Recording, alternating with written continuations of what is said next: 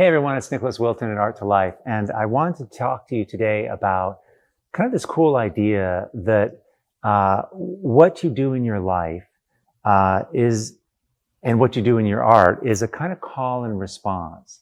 And your art is the kind of art you're making and the kind of art you want to make has a lot to do with what you're doing the rest of the time. And so this is a cool idea because it can be helpful in understanding more deeply why you make what you make. So let me explain. This kind of came about. I ended up visiting a friend. Her name's April Dawn Parker. She's an artist in this building, in my building. And I went over there and we were going to have lunch, and I went into her studio and I was looking at her work. And, you know, I love her work, but it's so different than mine, and it's very meticulous. And she was saying there's all these lines, and she uses gouache for some of it, and applies these really even lines, and it takes a lot of time. And I'm really impatient. So for me, I wish I could be more like that, and I appreciate that kind of work because it's not what I make. And the more we started talking about this, and I was saying, you know, like, this must take you forever. And she goes, yes, it's so great. It's like my meditation. It's like my calm. It's a spiritual practice to just be completely quiet and take your time. And her work takes a really long time to make. But for me, my work is, I'm very fast, and I like to, I put music on and I get paint all over my hands, and it's kind of a train wreck, you know, but in a good way. And I was saying, well, gosh, you're like this really busy person in the rest of your life. How can you have time to do this? And she goes, well, the kind of work that I make it's because my life is so busy. She's a mom and she's driving kids around and she's got all kinds of her life. It's really jam-packed with stuff. And that her art practice and the kind of work she's making, it's nature-based, the colors, it's very serene. It's where she goes to recharge herself because of how much of herself she's giving and serving other people. And I started thinking about my work and how mine's really, it's bigger and it's kind of more wild.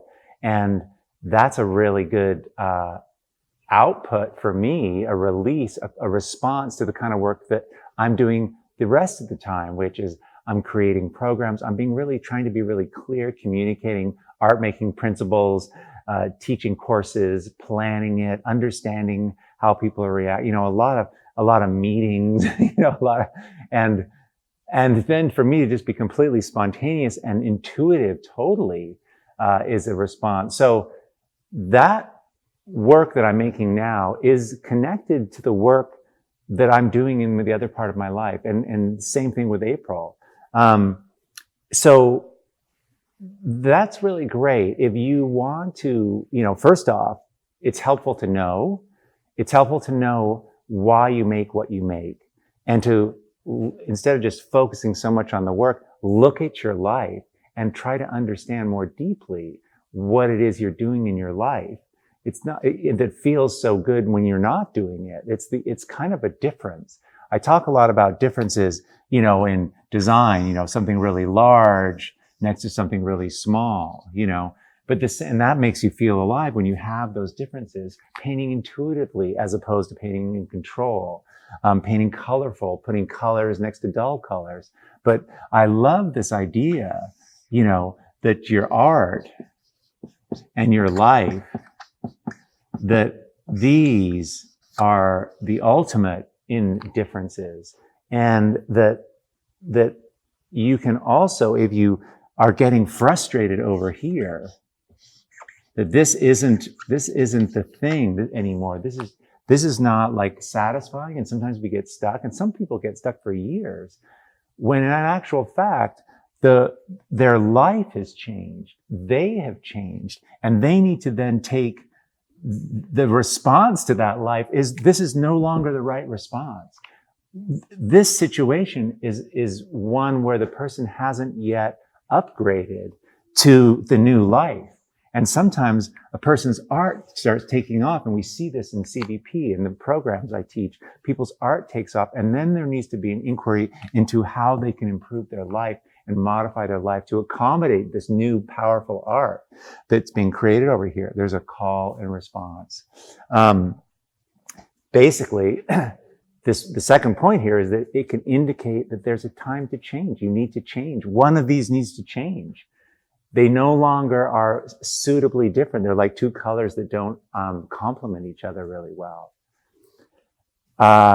This can also help you understand what to change, right? Like if you, look at look at the arc of your life, what you intuitively sense, where you're going, what it's becoming.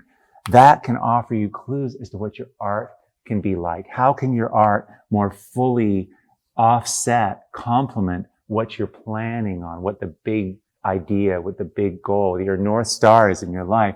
How can your art actually allow more spaciousness, allow you to do this even bigger, to go deeper in your life with what, by letting the offset, the response be even deeper. Both can be deepened.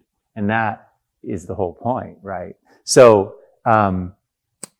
I love this idea that this is giving us some clues as to how to change, how to try to grok what it is, where I'm going, and what kind of work I might be making.